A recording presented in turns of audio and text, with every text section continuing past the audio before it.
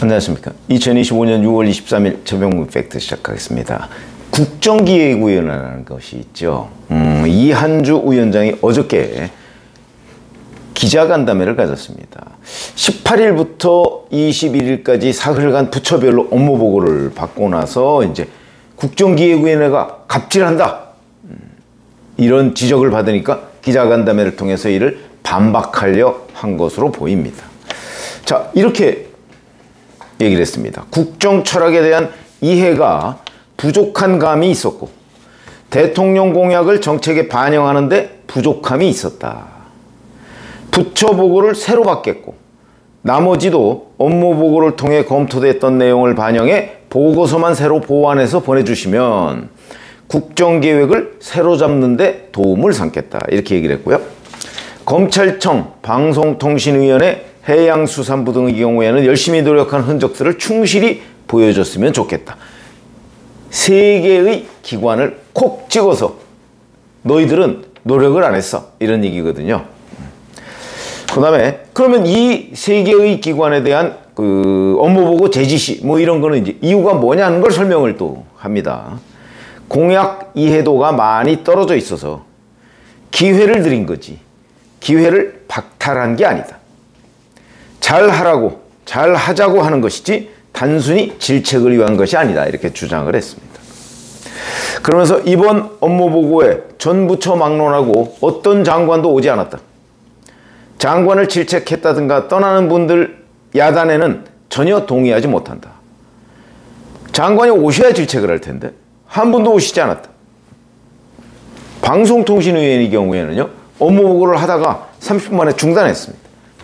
이거는 이제 오늘이 23일인데 26일 오전 10시에 재개한다고 합니다. 자, 이 간담회 자체가 국정기획위원회의 갑질 논란에 대한 반박입니다. 그러니까 자기네들은 갑질을 하지 않았다, 이렇게 주장을 하고 있는 거죠. 자, 그럼 여기서 이제 우리가 따져봐야 할 부분을 제가 말씀을 드리려고 합니다. 우선 국정기획위원회라는 것은 언론의 인수위원회 성격, 이렇게 얘기합니다. 근데 대통령직 인수위원회는요, 법률에 근거가 돼 있습니다. 국정기획위원회는 근거가 없습니다. 법률에 근거가 있는 게 아니고요, 여기는 대통령령으로 그냥 얘기한 대통령의 자문기관입니다. 그럼 자문기관으로서의 위상은 뭔가요? 인수위원회 기관이 없이 그대로 정부가 발족을 했기 때문에 국정을 파악해야 되는데 대통령이 좀 바쁘니까 국정을 대신 파악을 해서 대통령한테 자, 앞으로 5년간 이렇게 했으면 좋겠다는 걸 건의하는 일종의 자문기관입니다. 법률에 근거한 게 아니고요. 그러니까 자기네들의 임무는 국정을 현황을 파악해서 대통령한테 파악해서 그거를 이러이러한 방향으로 개선했으면 좋겠습니다.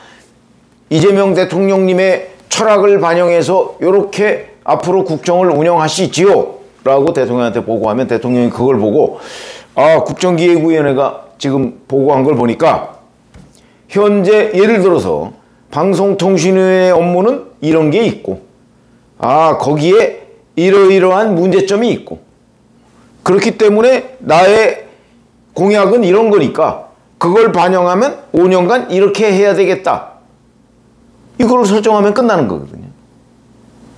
그런데 지금 국정기획위원회가 각 부처, 특히 검찰, 방송통신위원회, 해수부 여기에 대해서 계속 갑질을 하고 있는 이유는 너희 왜 이재명 대통령의 국정 철학을 이해 못해, 이거거든요. 이해하면 오히려 이상한 거 아닌가요? 왜? 윤석열 정부하고 지난 3년간 같이 일했던 멤버들이죠. 지휘부는 아직도 다 윤석열 대통령이 임명한 사람들입니다. 아니, 이 사람들이 왜 이재명이라는 사람의 국정 철학을 이해해야 됩니까? 그리고 왜 이재명 정부의 5년 밑그림을 국정기획위원회라는 법률에 근거도 없는 내 보고를 해야 되죠? 보고 안 해도 그만입니다. 그냥 차기 정부가 우리가 이러이러한 현황을 좀 파악하고 싶습니다 라고 얘기를 하니까 현황이 이렇습니다 라고 보고하면 되지, 거기다 대고서 이렇게 해주세요 저렇게 해주세요 라고 할 이유가, 그거는 이제 이재명 정부에서도 또 출세하고 싶은 공무원들이 그렇게 하겠죠. 지금 적어도 검찰이나 방송통신위원회나 해수부의 치휘부에 있는 사람, 적어도 장관, 차관 정도 되는 사람들은 이재명 대통령한테 잘 보여야 할 의무가 없고요. 오로지 국민들한테 잘 보여야 할 의무만 있는 사람들이기 때문에 이재명 정부의 국정기획위원회에 윤석열 정부가 이렇게 잘못했습니다. 반성문을 제출할 이유가 없고 오히려 우리들은 이렇게 일했습니다라고 보고하면 됩니다. 그걸 가지고 왜 이재명 정부의 국정기획위원회가 질책을 하고 보고를 다시 하라 그러죠? 이게 갑질이고 그러니까 완장놀이라고 하는 겁니다. 완장차고 국정기획위원 이렇게 완장차고 권한도 없으면서 막 질책하고 뭐가 잘못됐네 잘됐네 뭐 이러고 있는 거죠. 자, 우리 이런 거 한번 생각해 보시죠. 지금 저는 이 세 군데의 경우는요 오히려 국정기획위원회의 마음에 들면 이상하다고 생각합니다. 왜? 자, 우선 검찰 보죠. 검찰청 폐지법이 이미 발의가 돼 있습니다. 폐지법. 뭐 빠르면 내년 가을부터 검찰청 없어진다고 하죠. 그리고 공소청으로 바뀐다고 합니다. 그거 지금 검찰 다 알고 있습니다. 그러면 이한주 국정기획위원장이 마음에 들려면 검찰은 지금부터 이리저리 수사를 회피하고요. 정리수순에 해산수순에 들어가서 민주당 집권당의 시나리오에 맞게 내년 가을쯤에 자진 해산하려고 합니다. 라고 하면 박수치고 난리 났을 겁니다. 그렇지 않겠습니까? 국정 철학을 잘 이해하고 있는 거죠. 국정기획위원회 입장에서 보면 사람이요 입장에 따라서 180도 다른 견해를 가지고 있습니다. 똑같습니다. 국정기획위원회라는 그 스크린으로 세상을 보면 정부를 보면 아 요건 없어져야 될 부서, 요거는 완전 뒤집어야 될 부서, 요거는 앞으로도 잘 보존시켜야 될 부서 뭐 이런 게 다 보일 겁니다. 이거 딱 윤석열 정부라는 안경을 쓰고 보면 거꾸로일 겁니다. 아마도. 그렇기 때문에 이재명 정부와 이재명 후보의 공약으로 윤석열 정부의 정부를 봐서는 안 된다. 그렇게 보는 거는 곧 완장놀이다. 이렇게 얘기를 할 수 있기 때문에 아니 없앤다는 사람들 앞에서 검찰이 무슨 보고를 해야 되는 거죠? 결국은 아 이렇게 없애겠습니다 라고 보고를 해야 마음에 드는 거죠. 그런 보고를 할 리도 없고 해서도 안 되죠. 또 하나 방송통신위원회 이진숙 방송통신위원장 취임하자마자 이틀째에 바로 탄핵에 들어갔습니다. 이런 사람들 앞에서 이진숙 방송통신위원회가 어떤 보고를 해야 마음에 들죠? 이진숙 위원장 물러나겠다 이러면 마음에 들지 모르죠. 이진숙 위원장 이재명 대통령이 주재하는 그 국무회의에서 자 임기를 보장하시오 라고 당당하게 요구했던 사람이 그거 법률에 근거가 있습니다. 방송통신위원장의 임기는 3년입니다. 지난 정부에서 한상혁 위원장 얼마나 안 나가려고 버텼습니까? 이번에도 똑같은 일이 내로남불식으로 벌어지고 있는 거죠. 그 여기에 대해서 이재명 정부의 철학을 이해 못. 이재명 정부의 철학은 이진숙 방송통신위원장의 퇴진이고요.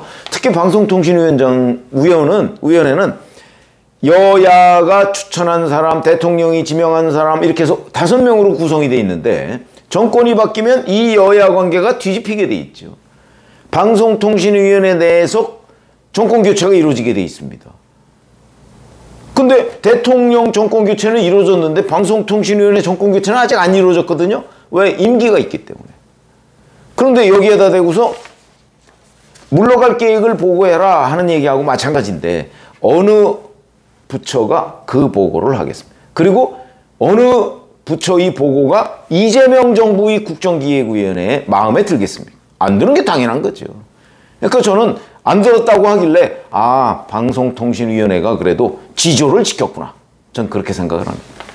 그러니까 바로 완장놀이가 적합한 표현이다. 이런 거고요. 그 다음에 해수부. 이재명 후보의 공약이 부산 이전이었습니다. 세종시에 있는 거 부산으로 가져간다고 하는데 현재 해수부 직원들 아마 절반 이상이 동의하지 않을 거요. 자, 그럴 경우에 심지어는 뭐 2029년에 이전한다, 뭐 2029년이면 뭐 올해 2025년이니까 이재명 정부 임기 끝나기 전해거든요. 이전한다 이렇게 돼 있습니다. 그래서 뭐 발칵 해수부가 뒤집어졌다 이런 기사도 있던데 해명 뭐 보도도 나오고요. 아마 국정기획위원회의 마음에 들려면 해수부가 2029년 이전을 목표로 또는 그 이전에 옮기는 것을 목표로 어떻게 세종시 생활을 정리하겠다. 아마 이렇게 돼야 마음에 들 겁니다. 그런 보고를 할 리도 없고 해서도 안 되죠. 왜 해서도 안 되느냐?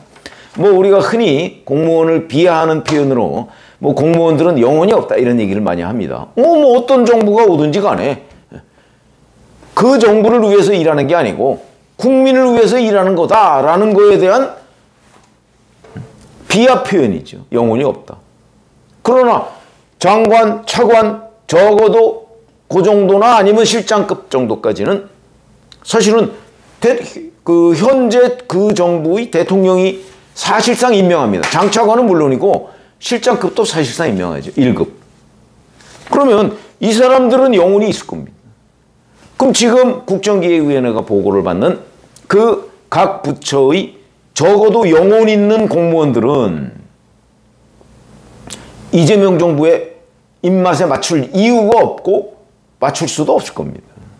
그렇기 때문에 국정기획위원회라는 거는 현재 윤석열 정부 3년간 어떤 일을 해왔고 현재 어떤 일을 하고 있다 하는 거를 그대로 대통령직 인수위원회의 역할에 걸맞게 그대로 인수를 해서 파악을 하고 인수를 해서 여기까지가 국정기획위원회한테 윤석열 정부의 각 부처가 보고할 내용이고요. 이게 이제 국정 철학에 맞느냐 안 맞느냐 이재명 대통령이 이거는 국정기획위원회가 판단을 해야죠.